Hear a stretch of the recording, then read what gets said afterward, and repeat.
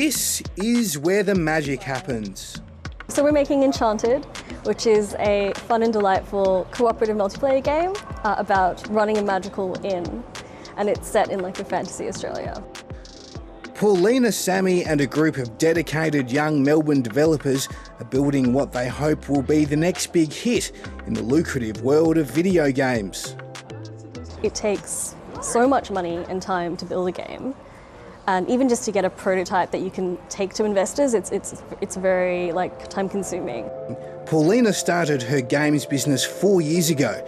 She says it's been a constant battle to keep the project afloat.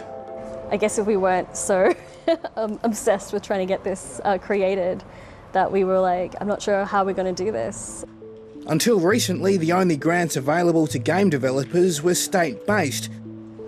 It was really tough, because if you imagine games as a very niche industry, we're at the intersection of art and technology. Everyone was kind of fighting in Victoria for this small pool. So yeah, we had to go overseas and pitch to dozens of publishers. The film industry gets more funding than the games industry, even though the games industry is a bigger industry in terms of revenue. And I think that's just because they don't really understand what it is yet. Fewer people are willing to take the leap of faith into business ownership than a decade ago. The government cites a lack of new, innovative startups as a key factor in the economy's sluggish productivity growth.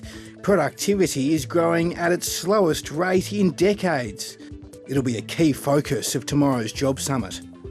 I think there is a shared understanding that Australia has a productivity problem, and I hope there'll be a shared commitment to finding solutions that tackle that. Assistant Minister for Competition Andrew Leigh says the Labor government is deeply concerned by the lack of new businesses entering the market. There's fewer opportunities for insurgent startups to take on the incumbents. And of course, that then flows through to productivity. The great thing about new startups is they bring new ideas, new perspectives, and that innovation can often transform an entire industry.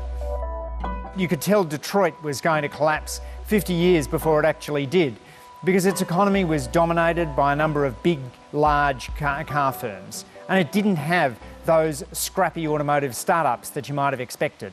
And so too, you worry about an Australian economy that's dominated by a few big firms. Alexi Boyd from the Council of Small Business Organisations will be making her pitch at tomorrow's Job Summit. We are the biggest employer in the country, and it's time for those reforms to have small businesses put first. Mining accounts for more than 2/3 of Australia's exports. Tourism, education and agriculture account for another 20%. That's placed us in the bottom third of countries measured by Harvard's complexity scale, which assesses the diversity of nations' economies. It does highlight that there's a real problem, but also an opportunity for ensuring that Australia has advanced manufacturing, a whole range of success stories in services, and that we've got this sort of entrepreneurial base.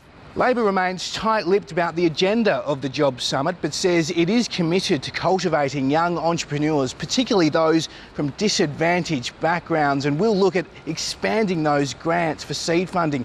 But there is another issue affecting new businesses and holding back productivity, and that's the languid state of the labour market. Inside the old Melbourne Mint, this new startup is attempting to take on the world.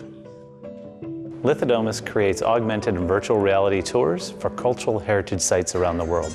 You've just passed through a large structure called the Propylaea. This take on virtual reality and ancient history is making waves, but it can't attract staff. For startups, it's difficult to find the programmers and 3D artists who right now seem to really want to work for established companies. We're starting to scale up. Our customers are writing more contracts, and we're trying to grow right now. We need to acquire that team to be able to deliver these contracts. The data shows fewer people are shifting jobs than a decade ago, making for a stagnant labour market, another factor slowing productivity.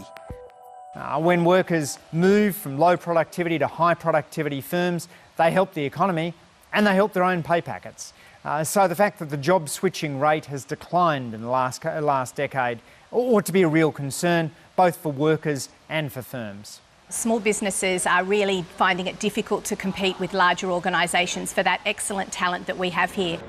The peak body for small business wants a simplified industrial relations system that removes barriers to employing new staff.